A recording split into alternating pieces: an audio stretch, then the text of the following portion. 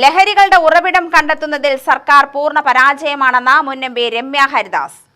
ലഹരി വിരുദ്ധ കേരളത്തിനായി മഹിളാ കോൺഗ്രസ് ജില്ലാ കമ്മിറ്റി പാലക്കാട് സംഘടിപ്പിച്ച നൂൺ വാക്ക് ഉദ്ഘാടനം ചെയ്യുകയായിരുന്നു രമ്യ ഹരിദാസ്. ലഹരിക്കും മദ്യത്തിനുമെതിരെ പോരാടാൻ സ്ത്രീകളാണ് മുന്നിട്ടിറങ്ങേണ്ടത്.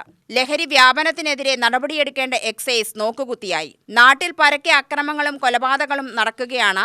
എന്നിട്ടും സർക്കാർ കാഴ്ചക്കാരായി നോക്കി നിൽക്കുകയാണെന്നും രമ്യ ഹരിദാസ് ആരോപിച്ചു. നമ്മുടെ സമൂഹത്തിനെ കാർന്നു തിന്നുന്ന ലഹരിയെ തുടച്ചു നീക്കുവാൻ മുന്നിട്ടിറങ്ങേണ്ടത് സ്ത്രീകൾ തന്നെയാണെന്ന് ബോധ്യപ്പെടുത്തിക്കൊണ്ടാണ് പാലക്കാട് മഹിളാ കോൺഗ്രസിന്റെ നേതൃത്വത്തിൽ ഇന്ന് ഈ സമരത്തിന് തുടക്കം കുറിക്കുന്നത്.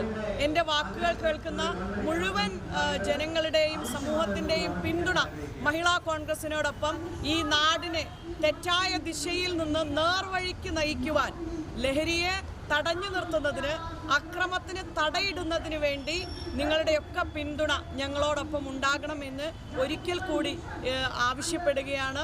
ഇന്ന് ലോക വനിതാ ദിനമാണ്. ഈ വനിതാ ദിനത്തിൽ മാത്രം ആദരിക്കപ്പെടേണ്ടവളല്ല സ്ത്രീ. എല്ലാ ദിവസങ്ങളിലും ഏത് ഇടങ്ങളിലാണോ സ്ത്രീ എത്തപ്പെടുന്നത് ആ ഇടങ്ങളിൽ എന്നും ആദരിക്കപ്പെടേണ്ടവളാണ് സ്ത്രീ എന്ന് ബോധ്യപ്പെടുത്തിക്കൊണ്ട് മഹിളാ കോൺഗ്രസ് വനിതാ ദിന ആഘോഷ പരിപാടികൾക്ക് കൂടി നേതൃത്വം കൊടുക്കുകയാണ്. നമ്മൾ ഉണർന്നിരിക്കേണ്ട ആളുകളാണ്, ഉയർത്തെഴുന്നേൽക്കേണ്ട ആളുകളാണ്. അത് വരികളിലൂടെ പറയുമ്പോൾ ഉണർന്നെണീക്കുക സോദരി, ഉയർത്തെണീക്കുക സോദരി, പോയ നൂറ്റാണ്ടുകളുടെ തടവറ തകർത്തെണീക്കുക സോദരി.